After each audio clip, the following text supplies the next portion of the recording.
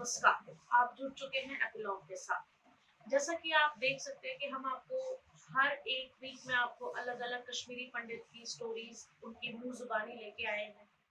और आज हमारे साथ एक और शख्स जुड़े हैं जिनका नाम है डॉक्टर सुषमा शाला जी। आपका स्वागत है मैम। मैम, 90 में जो हुआ, 89 में जो वहाँ पे हुआ, उससे तो हर कोई वाकिफ है, किसी से कुछ छुपा नहीं है। बट हम उस दिन की बात करेंगे, बट उससे पहले हम आपके बचपन के बारे में वहाँ पे जानेंगे। आपकी लाइफ कैसी थी वहाँ पे, आपका घर। हाँ, यहाँ पे तो आके आपने काफी स्ट्रगल किया, काफी मुसीबतें देखी, बट वहाँ पे आप कितने ऐशो आराम में थे, कितने अच्छे से रह रहे थे। तो आपका घर कहाँ था वहाँ पे? ओरिजिनली हम सीर जागीर सोपोर के रहने वाले हैं और हम रहते बारामूला में थे, तानीबाग इलाके में रहते थे। We were at peace with ourselves. वो पीस अब हमारे को नहीं मिल रहा। We have earned a lot of money, we have earned fame, हम बहुत अलग-अलग जगहों पे पहुंचे, बट डीप रूटेड कहीं ना कहीं ये सेंस ऑफ बिलोंगिंग जो है, sense of belonging to Kashmir अभी भी हमारा है। तो वहाँ पे जब आप स्कूल जाते थे, स्कूलिंग आपने वहाँ से ही की है, तो वहाँ पे आपके साथ जो स्टूडेंट्स का माहौल था वो कैसा था, पहले और बाद? हाँ, पहले तो ठीक था, लाइक हमारे वहाँ पे सारी कम्युनिटीज के बच्चे पढ़ते थे। वो कॉन्वेंट था, क्रिश्चियंस का स्कूल था, एंड वहाँ पे हिंदू, मुस्लिम, सरदार, क्रिश्चियन सब पढ़ते थे, सारे मिलजुल के रहते थे, कभी ऐसा कुछ फील नहीं हुआ। बट टुवर्ड्स एंड ऑफ 89 हमें फील होना शुरू हो गया, जैसे जो हमारे ग्रुप्स होते थे, हम इकट्ठा एक बड़े ग्रुप में बैठते थे, लंच ब्रेक के टाइम ऐसे बैठते थे, मगर वो चीज़ होना शुरू हो गई, मुस्लिम्स अलग होना शुरू हो गए, अलग ग्रुप्स में बैठते थे, और जब हम उनके पास जाते थे, उनसे बात करें, वो चुप हो जाते थे, मतलब हमें वो एक्सक्लूड करना चाहते थे अपने टॉक से। तो धीरे धीरे हमें भी समझ आ गया, हमें ये तो नहीं समझ आया क्या हुआ है, हमें ये आ गया कि हमें इग्नोर करना है। और वो एज ऐसी होती थी, वो हमें इग्नोर कर रहा है, इतना इसमें एटीट्यूड है, जाओ भाड़ में। कोई ऐसा इंसिडेंट याद है आपको, किसी बच्चे ने आपको कुछ कभी बोला हो? हाँ, मेरी क्लासमेट थी वहाँ पे, जिसकी चाची कश्मीरी पंडित थी, she was a Muslim classmate, और उसकी चाची कश्मीरी पंडित थी। हमें काफी साल ये बात पता ही नहीं था, और 89, 88, 89 में ये बात बहुत प्रोमिनेंट होने को हर डिस्कशन में बोलती थी। बेशक मेरी चाची कश्मीरी पंडित है ना, उसको हमने कन्वर्ट किया, वो कश्मीरी पंडित है ना, इसी तरह हम बहुतों को कन्वर्ट करेंगे, आप सबको कन्वर्ट करेंगे, पर हमें ये समझ नहीं आती थी। तो हम कहते थे, इसको क्या लगता है सब कन्वर्ट हो जाए, एक कन्वर्ट होगी तो सब कन्वर्ट हो जाएगा। तो हमें नहीं पता चल रहा था कि she is telling us the truth, कि इनके दिल में क्या है, what they want to do, पर हम उस चीज को बेसिकली ग्रास्प नहीं कर पा रहे थे, व्हाट शी इज टेलिंग। तो उसके बाद फिर आप मतलब स्कूल से घर जाते थे, फिर जब 89 90 का पीरियड आया, तो तब भी आप स्कूल जा रहे हाँ, थे उस टाइम? स्कूल। तो आप मतलब अपने खिलाफ या कश्मीरी पंडित समाज के खिलाफ कोई स्लोगन सुनते थे? नहीं, तब तो नहीं सुनते थे स्लोगन। हाँ, ये हो गया जैसे 19 जनवरी 1990 का जो टाइम हुआ, उसके बाद जैसे आते जाते, मेरा स्कूल 3-4 किलोमीटर दूर था घर से, तो हम पैदल जाते थे। हाँ, तो आते जाते हम बहुत सारी कश्मीरी पंडित हाउसेज में ताला देखते थे, तो हमें समझ नहीं आती थी क्या होता है। जैसे आज घर में होते थे, दूसरे दिन हम उस रास्ते से निकलते तो उसमें बड़ा सा ब्लॉक लगा था। तो ये समझ हमारे क्लास से कश्मीरी पंडित बच्चे नहीं आना शुरू हो गए, मतलब उसमें बहुत सारे बच्चे ऐसे थे जो एकदम एब्सेंट रहना स्टार्ट हो गए। तो हमें समझ ही नहीं आ रही थी ये क्या चक्कर हो रहा है, उतना हमारे को उतना सेंस भी नहीं था, उस टाइम की मेजोरिटी भी नहीं थी, तो हम ये चीजें थी। मतलब स्लोगन्स कोई सुनते थे अपने? नहीं, 19 जनवरी को हमने स्लोगन सुने, उससे पहले जैसे अच्छी कश्मीर से पाकिस्तान से क्या रिश्ता ला इलाहा इल्लल्लाह, ये दिगस पानून पाकिस्तान बटो वगैरह तो बटो सान, ये सुनते थे। काफिरों कश्मीर हमारा छोड़ दो, इंडियन डॉग्स गो बैक, ये हमने उसको। तो वहाँ कोई ग्रुप्स बने थे इनके? ग्रुप्स का तो मुझे आइडिया, हिजबुल मुजाहिदीन का मुझे इसलिए आइडिया क्योंकि मेरे फादर को उसकी फैक्ट्री है, इसलिए I am very pretty sure वो था, इट वाज एक्टिव। और अदर उतनी मेरी एज भी नहीं थी और इतनी सेंसिबिलिटी भी नहीं थी कि I can remember other things, तो ये तो इज। तो 90 में जब ये चीज हुई, तो उसके बाद भी आप वहाँ पे ही रहे? हाँ, 19 जनवरी के बाद। तो आप स्कूल तब भी आते जाते स्कूल थे? आते जाते till till April? April and में एक बार स्कूल से वापस आते आते, बारामूला इतना बड़ा टाउन नहीं था और पता था सबको मेरे फादर के बारे में, तो वापस आते आते कुछ कश्मीरी वहाँ से मुस्लिम लड़के थे जो मैं उनको जानती थी बाय फेस, तो उन्होंने मुझे रास्ते में रोका और कहा कि तुम तैयार रहना, हम तुम्हारी शादी मुसलमान से करवाएंगे और तुम्हारे को कन्वर्ट करेंगे। ये बात अपने बाप को जानते थे। So that was the last day I went to school. तो वहाँ सब जानते थे। आप सबसे पहले आपके फादर का क्या नाम था? चुनीलाल शाह। चुनीलाल शर्मा जी। तो वो क्या करते थे? वो इंस्पेक्टर थे पुलिस में और डेपुटेशन पे थे, 89 से वो डेपुटेशन पे थे सीआईडी की, और वो कुपवाड़ा में थे। अच्छा। तो अभी आप ऑफ कैमरा भी हमारे साथ कुछ डिस्कस कर रहे थे कि उन्होंने आपको बोला छुप जाओ, वो इंसिडेंट आप हाँ, वो बताओ 19 जनवरी का इंसिडेंट है, जब 19 जनवरी को, जिसको हम होलोकास्ट डे अब याद करते हैं, ऑब्जर्व करते हैं, 19 जनवरी को जब फर्स्ट टाइम एक मास अपराइजिंग हो गई थी against Indian state and against anybody who is representing India, और उसमें कश्मीरी पंडित सबसे आगे। तो उस दिन शाम को माय फादर होते नहीं थे घर में, लकीली वो घर में। तो मेरे फादर शाम को 4-5 बजे जो ही मस्जिदों से आवाजें, लाउड स्पीकर्स पे काफी आवाज, दो हम 5 टाइम तो सुनते हैं आवाज, बट उस दिन अनयूजुअली आवाज, एंड वो बढ़ती गई 7:30 के करीब मेरे फादर 7:30-8 बजे के करीब रात को वो पुलिस स्टेशन गए पता करने क्या बात है। जब वो पुलिस स्टेशन से वापस आए तो वो बहुत घबराए, मतलब उनके face, he was a very brave man, but उनके फेस से लग रहा था कि मतलब वो हद से ज्यादा घबराए होते। और उस दिन मेरे मामा जी वहां पे थे, क्योंकि वहां से नानके भी सारे चले गए थे, तो he was putting up with us. वो थे, उनके एक मुस्लिम फ्रेंड थे वहां पे, हम थे, मैं, मेरा ब्रदर था, मेरी मदर। तो उन्होंने हमें बोला खाना जल्दी से खा लो और उसके बाद जल्दी से सो जाओ। खाना खा लिया हमने, तो मेरे फादर ने हमें बोला आप आज नीचे सो। वो कमरा जिसका डोर लॉबी में खुलता था, एक दरवाजा दूसरी तरफ था, जिसमें हम लकड़ियां और सॉडस्ट जमा करके, सामान सब कुछ हाँ, जिसमें हम विंटर्स का सामान, जैसे लकड़ियां होती थी बुखारी के लिए, लकड़ियां, कोयला होता था जो विंटर्स में वहाँ काम वो आता था। अंडरग्राउंड था। हाँ, अंडरग्राउंड था, मतलब वो रूम, उसका दरवाजा जो है वो रूम में खुलता था और फिर स्टेज से नीचे जाते थे। तो उन्होंने कहा आज वहां पे सो। वो वहां पे सोने की जगह तो थी नहीं, बट मेरे को समझ नहीं आया कि ये क्यों बोल रहे, but I could not question my father, क्योंकि मुझे लगा वो जो बोल रहे हैं वो सही ही बोल रहे हैं। तो फिर जैसे खाना खा के मैट्रेस लेके नीचे गए, तो मैंने, जब हम नीचे जा रहे थे, तो मैंने देखा मेरे फादर, मेरे मामा जी और उनके फ्रेंड, जो हमारा मेन डोर है, जो डबल डोर था, जो घर का मेन डोर था, उसके आगे बेड, चेयर्स, टेबल जो भी थे वो लगा रहे थे। उसको लॉक प्रॉपर, हाँ, बंद करे कि अगर कोई आता है तो थोड़ी सी हिंड्रेंस हो जाएगी उसको अंदर आने में। तो हम नीचे गए, थोड़ी देर में नींद तो आ नहीं सकती थी, इतना शोर था, ऐसे लग रहा था वो नहीं लग रहा था मस्जिदों से शुरू, ऐसे लग रहा था जैसे लाखों लोग सड़कों पे और हमारी तरफ आ रहे हैं, इतनी आवाज है। तो फिर जब नीचे आए, हम सोने की कोशिश कर रहे थे, तो मेरे फादर भी नीचे आए, तो उन्होंने मुझे साइड में लिया और मुझे बोला तू बहुत बहादुर है और मुझे पता तू ये चीज कर सकती है। तो यही बोलते उन्होंने 2 चाकू निकाले किचन में, क्योंकि और तो चाकू हमारे घरों में तो होते नहीं है, चाकू मशीट्स वगैरह तो हमारे घर में होती नहीं, सिंपल चाकू घर के निकाले, एंड ही टोल्ड मी कि अगर ये मॉब जब तक आता है, मतलब अगर जब लोगों तक, का जुलूस हाँ, आपकी तरफ, इससे पहले कोई तुम तक पहुंचती है। अच्छा आप अपने आप को मार दो चाकू से। और मुझे नहीं लगता शायद ये मेरे फादर ने ही बोला होगा, मुझे लगता है कश्मीर के हर पंडित घर में उस रात को, हर बेटी को, हर यंग वुमन को यही बोला। और यही नहीं, मुझे लगता है अगर शायद मैं खुद को नहीं मार पा, अगर वो मॉब आता और मैं खुद को नहीं मार पाती, तो मेरे फादर शायद मुझे मार। इतनी मेंटली प्रिपरेशन वहाँ हर एक की हो गई थी। लड़की को मेंटली प्रिपेयर किया जा रहा था मरने के लिए, और अगर वो तैयार नहीं होती मैं, तो उसको घर वाले उसको मार देते। तो ये आपने 19 जनवरी की बात बताई, उसके बाद आप अप्रैल तक स्कूल जा रहे थे, फिर आपके साथ वो इंसिडेंट हुआ जब कुछ लड़कों ने आपको ऐसा बोला, तो फिर आपने स्कूल जाना बंद कर दिया। तो फिर उसके बाद क्या हुआ? उसके बाद जब मैं घर आई तो मेरी मदर भी ड्यूटी जाती थी, she was a teacher, working as a teacher. तो जब वो वापस आई तो मैंने उसको ये सारी बात बताई कि मम्मी ऐसे हुआ, ऐसे मेरे साथ हुआ, तो मैं आज के बाद स्कूल नहीं जाऊँगी। तो थोड़ी सी मेरी मदर भी घबरा गई, और जब मेरे फादर वो वीकली आते थे, जब वो वीक में घर आए तो वो कहाँ रहते थे? कुपड़ में। कुपवाड़। तो मेरी उन्होंने बात की होगी पेरेंट्स ने, तो मेरे फादर ने फिर शायद सोचा होगा कि ये अब टाइम ज्यादा हो गया, अब शायद हालात ठीक नहीं है, तो उन्होंने कहा ठीक है, उन्होंने कहा मतलब मेरे लिए, मेरी मदर के लिए, मेरे ब्रदर के लिए आप टिकट निकाल दोगे, आप चले जाओ। तो मैंने ये चीज नहीं मानी, क्योंकि मुझे फादर से बहुत अटैचमेंट थी, तो मैंने उनको बोला या तो हम चारों जाएंगे या हम चारों जाएंगे।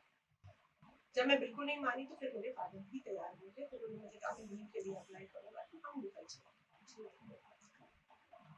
तो लीव के लिए उन्होंने अप्लाई किया, और मुझे अपने जितना मेरे को अपना सेंस और अपना जितना मेरे को अब जितना I look back to the incidents, और जितना मैं रिकलेक्ट कर पाती हूँ, और जितना मैं इसका एक वो बना पाती हूँ ना, एक ट्रेजेक्टरी बना पाती हूँ इस सारी चीजों की, तो मुझे लगता है ये उनकी लीव की बात डिपार्टमेंट से अच्छा नहीं हुई थी। लीक हो गई। अच्छा, ये leak हो गई। लीव भेजा। अच्छा ठीक है, तो फर्स्ट में तो वो गए, एंड रोज आते थे, क्योंकि उस दिन वो गए अपना सर्विस रिवॉल्वर देने, अपना चार्ज देने गए वो नॉर्मली निकलते थे रोज, हम तो बच्चों के सिर पे हाथ रख के निकलते थे, उस दिन भी निकले। वापस आए, मेरे सिर पे हाथ रखा, मुझे ये बोला कि तुम्हारे पे बहुत रिस्पॉन्सिबिलिटीज है, तुम पढ़ लो, तुम संभाल सकती हो। तो मैंने भी बचपन में पूछा कि डैडी जा रहे हो वापस कब आओ? तो उन्होंने जवाब दिया कि जाना अपने हाथ में वापस आना। 32 साल हो गए इस बात, और मैं ये बात कभी नहीं भूली। कितनी बार रात को जागती हूँ, यही आवाज मेरे कानों में पहुंचती है। एक मेंटल ट्रॉमा है मेरे को इस चीज का। गए वापस आए, 8:30 मेरी मदर ने मेरे मामा जी को बोला, क्योंकि फोन्स नहीं होते थे तब, मेरी मदर ने मेरे मामा जी को बोला पुलिस स्टेशन जाके पता करो क्यों नहीं आए। तो वहाँ पे जो पुलिस स्टेशन के इंचार्ज एसएचओ थे, वो हमारे एरिया में रहते थे, ऊपर जाके गरम कलम दिखा। मेरे मामा जी उनके पास गए तो उन्होंने कहा मैं पता करवाता हूँ क्यों नहीं आया था, मैं घर आते आते आपको सारा इन्फॉर्मेशन दूंगा। 8:30 के करीब वो घर आए, मैंने मम्मी को बोला मैडम अब फिक्र मत करो, शाला साहब मीटिंग मेरे गवर्नर साहब के साथ, तो वो आ जाएंगे। वो धोखा दिया, झूठ बोला, क्योंकि by that time my father was already shot, तब तक मेरे फादर को मार दिया। सेकंड को भी मेरे फादर वेट कर रहे थे, सुबह आएंगे नहीं आए, दोपहर को आएंगे नहीं आए। करीब 3-3:30 बजे हमारे घर 2 पुलिस आई। तो मेरे मामा जी था वहाँ पे, मेन मतलब मेरा ब्रदर तो 6 साल का था। तो मेरे मामा जी आगे निकले, उनसे कुछ बात की और मेरे मामा जी हड़बड़ाहट में घर से निकले। वो 3-4 घंटे बाद वापस आए, तो मैंने अपने मामा जी को ऐसे कभी नहीं देखा आज। हमारा घर था, यहाँ से रूम्स थे, यहाँ से बीच में कॉरिडोर। ना मेरे मामा जी ने खाना खाया, पूरी रात वो उस कॉरिडोर में, पूरी रात में 2-3 बार निकली। मैंने तो बोला क्या हो गया, कहते बस सो पूरी रात। I don't think he slept for one single second, पूरी रात। वो शायद खुद सोच रहे हो कि मैं कैसे बोलूं, क्योंकि वो by the time body identify कर गया। सुबह 3rd को 5-5:15 बजे मेरी नींद खुली, मैंने कुछ आवाज सुनी, तो मैंने अपने फूफा जी को देखा। वो वहाँ पे इसमें थे, आर्म पुलिस में थे, वहाँ उनकी पोस्टिंग थी कश्मीर। उनको मैंने देखा, वो बाहर पार्क में बैठे हुए थे। मैं जागी तो मेरे मामा जी और उन्होंने मुझे बुलाया बाहर पार्क में। उन्होंने मेरे सिर पे हाथ रखा, उन्होंने मुझे बोला कि बड़ी है, जो बोला था हो गया। तो मेरे पापा ने मार दिया। पहले तो समझ ही नहीं आई कि मेरे फादर को भी कोई मार सकता है, because I think for every girl father तो बहुत ही होता है ना, स्ट्रॉन्ग पर्सन, जिसको कोई कुछ कर ही नहीं सकता। कुछ समझ ही नहीं आया मुझे उस टाइम क्या करूं। मेरी मदर पीछे रो रही थी, भाई छोटा सा मम्मी के पास गई, दोनों लोग कुछ कर ही नहीं सकते थे, कोई नहीं था वहाँ। ब्रदर को उठाया, उसको तो पता ही नहीं था बेचारे। कोई 11:30 बजे मेरे फादर की बॉडी। आपको मैं एक और इंसिडेंट बताती हूँ। ये सब हुआ, मुझे तो पहले वो सिंक ही नहीं किया कैसे हो सकता। मैं जैसे एक कहते ना ट्रांस में चली गई, मुझे कुछ समझ नहीं आ रहा था क्या, मगर मुझे मैं तो ऑटोमेटिक से रोबोट होता है ना, वैसे बन गई। मैं मम्मी को बोला घास बिछा देते हैं, मुझे याद नहीं है मम्मा घास बिछाना कहाँ बिछाना। मेरी मदर भी मुझे ऐसे करती है।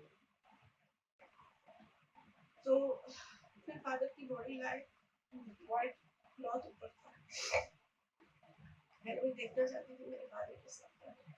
कपड़ा उठा, पहले हाथ लगाया उसको, बिल्कुल आइस कोल्ड बॉडी, कपड़ा उठाया, हेड में शूट किया था, दांत कोई नहीं था, दांत कोई नहीं था, नेल्स कोई नहीं थे, घुटने टूटे हुए थे, ये टूटे, बॉडी बिल्कुल मैंगो। उसके बाद 3rd को उसी दिन क्रिमेशन हुई, 5th को अस्थियां लेके हम, 6th को हम बैठे हैं and we are coming to Jammu. और वो दिन और ये दिन मैं वापस कश्मीर में, मेरे घर से कोई कुछ अभी तक ना मेरा ब्रदर गया, ना मेरी मदर गई, मेरे इन-लॉज में से सारे गए, मैं कभी उनके साथ मैं कभी कुछ नहीं ली, ना मेरा भाई किया ना बहन किया, हमने सब कुछ तब से। तो जब आपने वहाँ पे आप मतलब फॉर्मेशन वगैरह हो गई, फिर आप कैसे, मतलब आप तो छोटे छोटे थे, आप कैसे फिर वहाँ से आए? किसी तो ने हमें help की उस time? गवर्नमेंट अकोमोडेशन हमें मिली उस टाइम, हमें गवर्नमेंट अकोमोडेशन, क्योंकि क्या हुआ था, जैसे वो कुपवाड़ा में बेस थे, वो कुपवाड़ा में रहते थे, जब ये सब कुछ हो गया तो मेरे मामा जी उसका सामान लेने गए। अच्छा। तो जब वो वहाँ पहुंचे तो उन्होंने जैसे वहाँ दरवाजा खोला तो जो उनका बेड था उसका पिलो हटाया, उसके नीचे से जरूर चाहिए थी थ्रेटनिंग रहती थी मेरे फादर को कि आप अपना काम छोड़ दो, रोक दो, नहीं तो हम आपको मार देंगे। जो हमें इसके बारे में कोई इन्फॉर्मेशन थी, हमें उन्होंने कभी कुछ नहीं। तो जब मेरे मामा जी सामान लेके वापस आ गए थे तो उन पे भी हमला, उनको भी मारने की कोशिश की, पर वो बच गए और वो डीसी ऑफिस में गए। तो उस टाइम ये बहुत बड़ा, मेरे फादर की किलिंग एक बहुत बड़ा एपिसोड माना जाता था। तो फिर हमें सिक्योरिटी प्रोवाइड की और उसी सिक्योरिटी, बिकॉज जगमोहन ने क्या किया था, उस पूरे एरिया को कॉर्डन, जहाँ पे उनकी किलिंग हुई थी उस एरिया को, जहाँ बॉडी मिली थी उस एरिया को कॉर्डन ऑफ वगैरह करवाया था। तो फिर जगमोहन ने ही हमारे को सिक्योरिटी प्रोवाइड की, was very particular about the family. उन्होंने डीजीपी गुरबचन जगत थे, मुझे याद है वो डीजीपी पुलिस एक्ट केस, और उन्होंने मेरी मदर को ये भी बोला था कि जब गवर्नर साहब ने बोला है कि इस फैमिली को पूरा ध्यान रखना है, इस फैमिली को सेफली पहुंचाना है जहाँ भी जाए। तो फिर आपको सिक्योरिटी मिली? हाँ, हमें सिक्योरिटी मिली जगह टूरिस्ट। हम सिक्योरिटी में आए, हमें 5 जिप्सीज एक ही कलर की मिली, एक ही नंबर की मिली, और हमारे साथ कैट कमांडोज थे। क्योंकि आप आपकी फैमिली को भी थ्रेटन हाँ, नहीं होती। थर्ड को जब क्रिमेशन हुई, क्रिमेशन के बाद जब रात को वहाँ पुलिस थी, उसके बीच में हमारे घर में एक पत्थर फेंका गया, उसके ऊपर कागज लपेटा हुआ था, उसमें बोला लिखा गया था इसको तो मार दिया तो इसके घर में भी नहीं छोड़ेंगे और बेटी को ले जाएंगे, ये लिखा हुआ। तो जब ये बात आई बाहर तो तब हमारी सिक्योरिटी भी इंक्रीज कर दी, और फिफ्थ को जो है हमने अस्ते वस्ते ली, और सिक्स को वहाँ से आप निकल गए। सिक्स। तो फिर यहाँ आके आपने क्या स्ट्रगल फेस किया, मतलब ना घर था, क्या किया आपने, मतलब जब आप लोग, जब आप भी छोटे छोटे थे, आपकी स्कूलिंग? इसका सारा जो जाता है मेरी मदर को जाता है, बिकॉज मेरी मदर बहुत एजुकेटेड थी, अपने डिस्ट्रिक्ट की पहली साइंस ग्रेजुएट थी मेरी मदर अपने डिस्ट्रिक्ट में, तो हाईली इंटेलिजेंट, बहुत ही इंटेलिजेंट। और उस टाइम मेरी मदर का एक ही ये था कि मुझे बच्चों को एजुकेशन देनी, मुझे बच्चों को एजुकेशन देनी। तो मेरी मदर ने, she was an active job, मेरी मदर यहाँ पे भी जॉब में रही, वो स्कूल टीचर थी, पढ़ाती थी, हम स्कूल जाती थी, और हम बच्चों का एडमिशन पहले 1 महीना तो कुछ नहीं हुआ, तो उसके बाद एडमिशन वगैरह करवा के नॉर्मल जैसे। हाँ, फादर की कमी तो हमेशा नहीं, पर माँ ने बहुत कोशिश की वो कमी पूरी करने की, बट वो तो एट द बैक तो लगता है कि फादर। हाँ, एक बात मैं आपको बता दूं, मैंने आपको बोला मैंने अपने फादर की बॉडी टच की, तो ठंडी थी तो मैं 2 साल आइस नहीं टच कर पाती। मैं जब भी कोई ठंडी चीज उठाती थी मेरे हाथ से छूट जाता, मुझे लगता था मैं अपने फादर की बॉडी को छू रही हूँ। तो मैंने 2 साल ठंडा पानी नहीं पिया, कुछ भी नहीं किया, कोई चीज ठंडी को नहीं, 2 साल। फिर धीरे धीरे धीरे इस डिप्रेशन से मैं बाहर आई। टाइम तो लगा, मदर का बहुत सपोर्ट था, फैमिली सपोर्ट था, मेरे मतलब नान के, मेरे दाद के, एवरीबॉडी वाज सपोर्ट, हमें बहुत सपोर्ट था उससे, रिलेटिव्स के सपोर्ट से हम जहाँ पहुंचे। मेरे फादर के साइड से, मेरे मदर के साइड से स्टूड लाइक अ रॉक, हमें कभी किसी चीज की कमी नहीं हुई, कुछ नहीं हुआ। इनफैक्ट जब हमारे को अपना स्टेट सब्जेक्ट बनवाना था, हमारा बना नहीं था, छोटे थे, हमारा बना नहीं। हम यहाँ डीसी ऑफिस गए थे, अपने रिलेटिव्स के साथ ही गए, तो वहाँ मेरे फादर के चाचा जी थे, वो रो पड़े, और उन्होंने याद किया कि जब हमारे किसी रिलेटिव का स्टेट सब्जेक्ट पढ़ना होता तो घर में आता था सब, सिर्फ उनको ठप्पे लगाने, वो हाँ साइन किया हुआ आता था, वो घर में उनको उंगलियों के निशान लगाते, वहाँ उसके बच्चे आसमान लगे, वहाँ फूट फूट के रो पड़े कि सब लोग देखने लगे कि क्या हो गया। तो भाई पता है किसके बच्चे यहाँ पे लगे, जिसने दुनिया की स्टेट सब्जेक्ट, उसके बच्चे ऐसे हो गए। ये ऐसी तो बहुत सारी इंसिडेंट्स है हमारी लाइफ में जहाँ हमें वाकई फील होता था कि हमारे फादर ने, मदर ने बहुत कोशिश की, बहुत, she is a very strong lady, उसने बहुत कोशिश की हम बच्चों को, पीपू को हमेशा बोलती थी कल को तुम ये नहीं बोलने चाहिए कि अगर मेरे फादर होता ये हो सकता, मैं आगे बढ़ सकता, मैं तुम्हें किसी चीज की कमी नहीं करती, बस तुम्हें आगे बढ़ना, तुम्हें किसी चीज की कमी नहीं होनी चाहिए।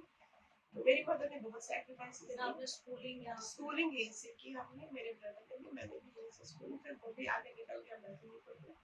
और फिर तो आगे आज आपकी मदर की मेहनत रंग लाई है, हाँ। आप एक डॉक्टर हैं। मेरा ब्रदर भी वेल सेटल्ड है।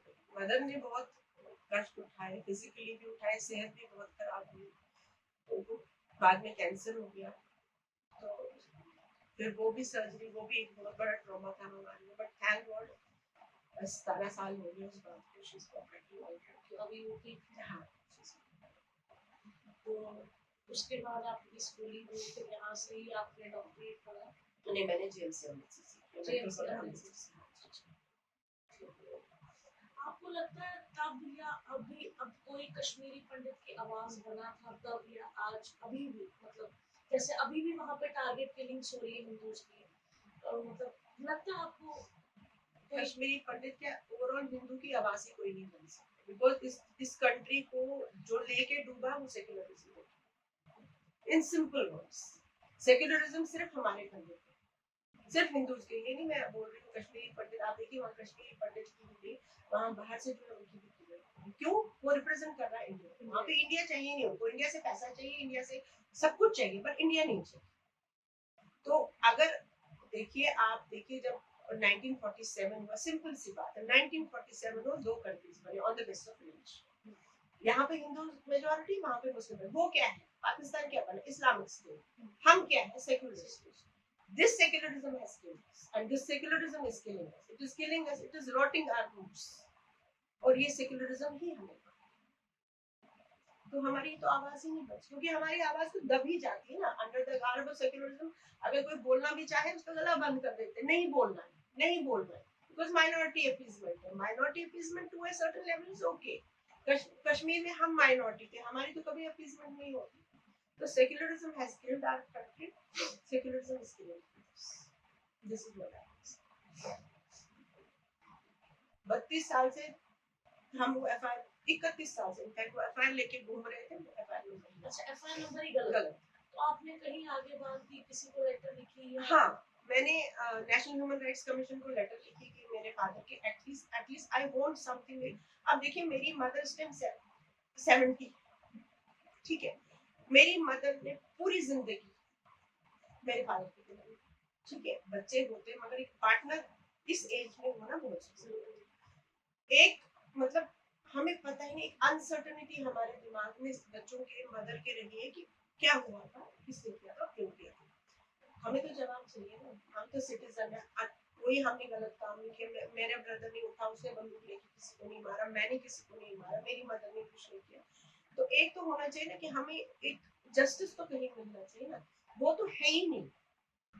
तो उसके बाद मैंने जब ह्यूमन राइट्स कमीशन को लिखा, उन्होंने मुझे वापस जवाब दिया, it's a very old case, हम 1.5 साल के आगे कोई केस नहीं। मैंने प्राइम मिनिस्टर को लेटर लिखा, मैंने प्रेसिडेंट को लेटर लिखा, मैंने होम मिनिस्टर को लेटर लिखा, मैंने डिफेंस मिनिस्टर, मैंने लेफ्टिनेंट गवर्नर को लेटर, कि मुझे हाँ एक रिस्पॉन्स आया था कि हमें एक एफआईआर नंबर ठीक मिला, एंड नंबर 2 जो हमें एफआईआर नंबर दिया गया था वो एफआईआर था कि वहां से कुपवाड़ा से एक गांव के लोग रातों रात पीओके चले गए, वो उसका एफआईआर था, वो हमें पकड़ा। जब हमने वो एफआईआर दिया तो वो एफआईआर ही नहीं था, एफआईआर नंबर ही चेंज। तो वो हमने वो आ गया हमारे पास कि 5 लोग इन्वॉल्व थे उसकी किलिंग में, 4 का तो पता नहीं चला, नाम पता था, एक को अरेस्ट किया था, but even he has been let off in the because it is evidence तो कोई नहीं देगा वहाँ। उसके अलावा किसी ने कोई हेल्प नहीं की, कोई एविडेंस कहाँ से, एविडेंस कहाँ से, कौन देगा एविडेंस? अब देखिए 30 साल हो गए, 32 साल, कितनी जनरेशन इसमें चली गई। हो सकता है जिन्होंने मारा वो भी ओल्ड एज में होंगे या कोई मर भी गया होगा, तो पर हमारा तो केस वही रहा ना, मतलब हमें तो क्लोजर ही नहीं मिला। आप देखिए एक जख्म होता है, जब तक आप उसके ऊपर कोई ऑइंटमेंट नहीं लगाते, जब वो नासूर बन जाता है आप उसको खरोचते हैं और उसमें से जब तक खून नहीं निकलता उसके बाद उसकी हीलिंग होती है। हमारा तो वो अल्सर ही नहीं ठीक हुआ। एक चीज को हील करने के लिए उसका कोई प्रोसेस होता है ना, आप उसको कोई प्रोसेस देते हैं, हमारी तो हीलिंग ही नहीं कर रहा ना वहाँ। आप बताएं मेरी क्या गलती, मेरे फादर की क्या गलती, वो वहाँ 19 जनवरी के बाद भी टिके रहे, वो उनकी गलती कि वो अपनी जान पे खेल के इंफॉर्मेशन ला रहे थे, वो उनकी गलती है। अगर हम अपनी जान पे खेल के इंफॉर्मेशन ला रहे थे, किसके लिए? मेरे लिए ला रहे थे, इंडिया के लिए ला रहे थे ना। तो इंडिया का भी तो कुछ आगे से बनता है ना, फर्ज बनता है ना, at least Indian government, Indian judiciary, Indian policing, they need to tell me कि मेरे फादर ऐसे। बट अभी तक तो वो ये भी नहीं मान रहे थे कि जेनोसाइड हुआ था। हाँ, वो तो मान ही नहीं ये रहे यही तो ट्रेजेडी है ना। तभी तो मैंने आपको बोला ना, सेक्युलरिज्म खत्म करके आए।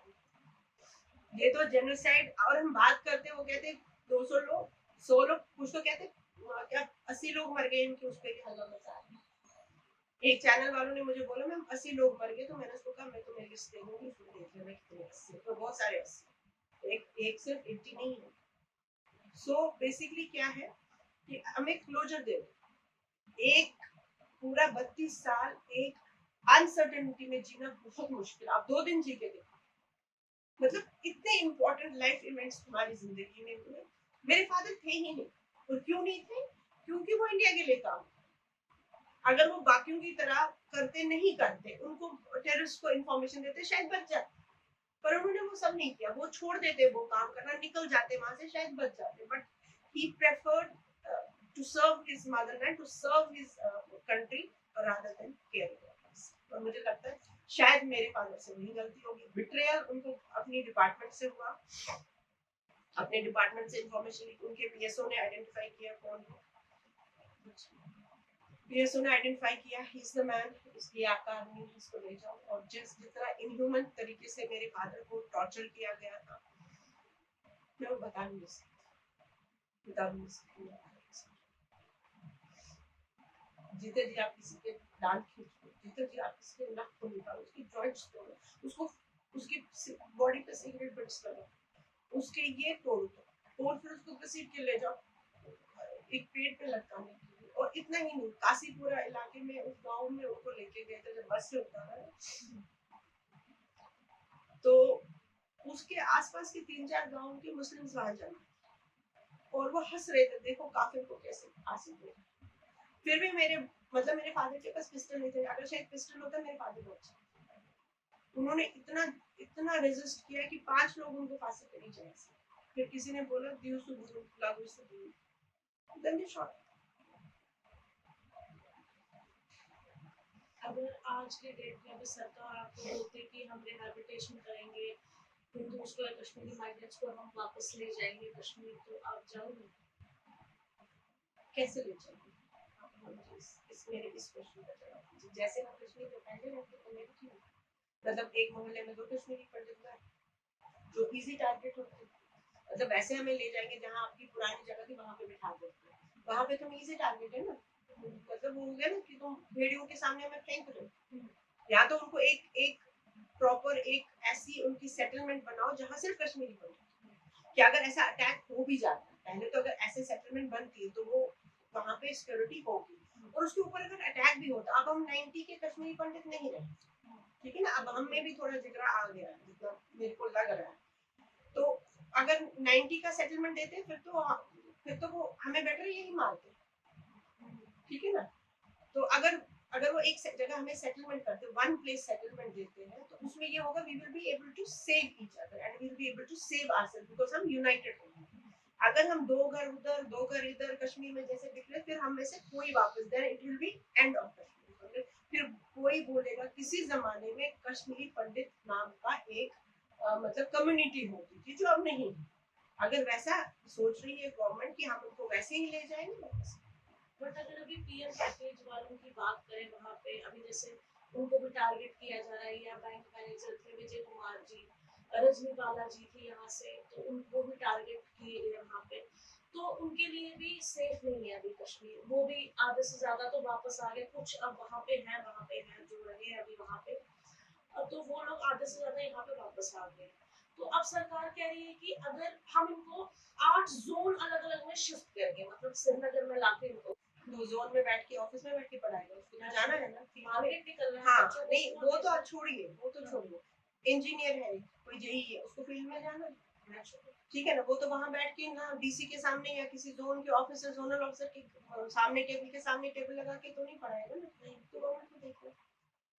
तो वो कहते हैं कि अगर हम इनको वापस ले आएंगे तो वो आतंकवादियों के सामने घुटना टेकना होगा। किनको? अगर पीएम पैकेज, जैसे पीएम पैकेज वाला भी डिमांड करें कि हमें रिलोकेट कीजिए, तो ये कह रहे हैं अगर हम आपको रिलोकेट करते हैं तो दैट मीन्स कि हम आतंकवादियों के सामने घुटना टेकते हैं। हमारे को तो वो आतंकवादियों के सामने घुटना नहीं टेकना चाहते, तो हमें क्यों बेट बना रहे हैं? I think Why Kashmiri Pandits are baits? I think Indian army is sufficient to fight with. हाँ, तो हमें क्यों बेट बना रहे? जब तक वहाँ पे कंडीशन आप सुधारोगे नहीं, हमें वन पॉइंट प्लेस की हमें ऐसे नहीं दोगे जहाँ हमारी एक सेटलमेंट आप बना दो। तो जैसे मतलब एक कश्मीर, छोटा कश्मीर, उसके बीच में कश्मीरी पंडित्स के लिए कार्व आउट करते हो, जहाँ पे स्कूल होगा, जहाँ पे पावर स्टेशन होगा, जहाँ टेलीफोन एक्सचेंज होगा, जहाँ पे आपका ऑडिट्स होगा, जहाँ पे आपका अकाउंट्स होगा, so everybody will be serving without that security और सिक्योर जोन। उसको बाहर जाने की जरूरत नहीं, वहाँ पे सामान आएगा, तो you need that means carving out of a very safe zone for Kashmir. तो बाहर ले जाओ, तो मुझे नहीं लगता कोई जाने से मना करेगा। आप किसी को बोल रहे हो तुम जाओ, सामने तुम्हारे को पता है तुम मरोगे या जियोगे, that is your bloody business, but तुम जाओ। तो आप बताओ, मैं आपको बोलती हूँ आप जाओ कश्मीर, आप जाओगे ऐसे कश्मीर? नहीं जाओगे, तो मैं कैसे जाऊंगी और कौन कैसे? सबसे इम्पोर्टेंट बात है ना जान। या तो हमें बंदूक दे दो, हमें ट्रेन कर दो, फिर तो ठीक है, हम मरेंगे मारेंगे वो चलता है, बट हम तो वैसे भी नहीं ना, हम तो इंटेलेक्चुअल पीपल है, दोज आर वर्किंग ऑनेस्टली, काम करते हैं, अपना पैसा कमाते हैं, हम वैसे लोग। या तो हमें पूरा एक बटालियन ही हमारी रेस कर लो, या हम सबको एक आर्म्स ट्रेनिंग का कंपलसरी 3 मंथ्स 4 मंथ्स 5 मंथ्स का देते। चलो अगर आ जाता है टेररिस्ट तो हम मर जाते हैं, उसको भी मार देंगे ना। तो ये नहीं ना कि तुम उसको भेजो एज अ बेट, तुम बड़ी मगरमच्छ को पकड़ने के हमें मछलियों की तरह बेट बना के भेजो। मगरमच्छ को पकड़े या ना पकड़े, हम तो जाएंगे उसके पेट में। ये तो वही बात है, ये तो वही बात है। तो लास्ट में आप सरकार से क्या अपील करोगे कि आज तक तो कोई स्टेप नहीं उठाया, कोई आवाज नहीं बना कश्मीरी पंडित की, तो लास्ट में आप सरकार से क्या अपील करोगे? मैं तो यही अपील करूंगी, 32 इयर्स इज अ मूवमेंट। जो गए उनकी आत्मा की शांति, जो पीछे वो छोड़ गए उनकी मतलब आगे लाइफ में when they pass over to another world वो पीसफुली जाए। मैं अपनी मदर की बात कर रहा हूँ, मेरी मदर फाइनल स्टेज में, पता नहीं अब आज है कल नहीं है, this is a fact of life, ठीक है ना। पूरे 32 साल में उन्होंने निकाले इसी इंतजार। At least now if she goes to another world she should go peaceful, इतना तो हक बनता है। ऐसे कितने सारे लोग इंतजार में चले गए, हम वापस जाएंगे, यहाँ पे पता लगेगा जो हमारे अपनों के साथ क्यों हुआ, कैसे हुआ, किसने किया। ये चीजें तो देखनी है। देखो ना, अगर आप हमारा जेनोसाइड हुआ, there is no doubt about it, और इसको कोई नकार नहीं सकता। आज नकारेंगे, कल नकारेंगे, परसों, मगर चौथे दिन तो एक्सेप्ट करना है, दिस इज जेनोसाइड। जेनोसाइड जब हुआ तो तुम्हें देखना है क्यों हुआ, किसने किया, और जो जेनोसाइड हुआ, जो उसके विक्टिम्स है, उनके लिए आपने क्या किया। Rehabilitation is not just giving money और giving accommodation, rehabilitation is rehabilitating their wounds. आपने हमारे वुंड्स रिहैबिलिटेट किए, आपने हमारे वुंड्स ठीक किया, आपने हमारे को मेंटली रिहैबिलिटेट किया। अभी जो एम्प्लॉइज वहाँ है, आप उनको पूछिए कि आप वो जब वहाँ जाते हैं जितने सुकून से, जितनी शांति से, जितने पीसफुली वो यहाँ पे होते, क्या उतनी पीसफुली, उतनी फ्रीडम से वो वहाँ ढूंढ सकते हैं, जा सकते हैं, बाहर नहीं जा सकते। This is rehabilitation, mental rehabilitation, at least government. और as far as this government is concern, hopes are very high, because 370 हटा दिया, 35A हटा दिया, आगे भी होप्स है, because they are sitting at a higher position, they have to take care of the whole country. वो तो मैं नहीं कह सकती कि वो मेरी बात सुने, बट मेरी भी बात सुने। ये नहीं कह रही कि मेरी ही सुनो, भी सुनो। और आप ठीक है, आप हर एक कम्युनिटी का ध्यान रखें, पर हमारे जैसी पेट्रियाटिक कम्युनिटी आपको कहीं नहीं मिलेगी, जो खुद मर गए वहां, मगर ना अपना धर्म छोड़ा, ना अपना देश छोड़ा। तो इस चीज को ध्यान में रख के ना हाथ पे पत्थर किसी को वापस नहीं बोला, कुछ नहीं किया।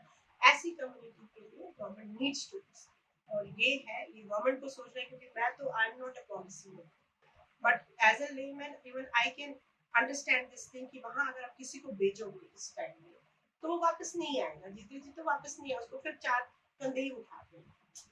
उससे क्या होता है, आप एक जने को मारते हो, पूरी फैमिली को दो। अभी जैसे राहुल भट्ट की, आप देखिए उसकी बच्ची कितनी छोटी है, उसकी वाइफ के सामने पूरी जिंदगी, इतने कितने सारे घर और बनेंगे, वैसे कितने सारे विक्टिम्स और बनेंगे। ये तो आप मतलब इट इज समथिंग, ये जो गवर्नमेंट को सोचना चाहिए, और those who are at the higher place of policy making they have to understand. देखिए जब आप बाकी कम्युनिटीज का सोचते हैं, दिस इज बहुत बहुत शुक्रिया मैम, हमसे अपना कीमती वक्त देने के लिए, हमारे साथ अपनी ये स्टोरी शेयर करने के लिए। आसान नहीं होता है किसी के लिए लाखों करोड़ों लोगों तक पहुंचाए, वो भी देखें कि कश्मीरी पंडित फैमिलीज के साथ क्या क्या हुआ है। एक बार फिर धन्यवाद करते हैं आप लोग से।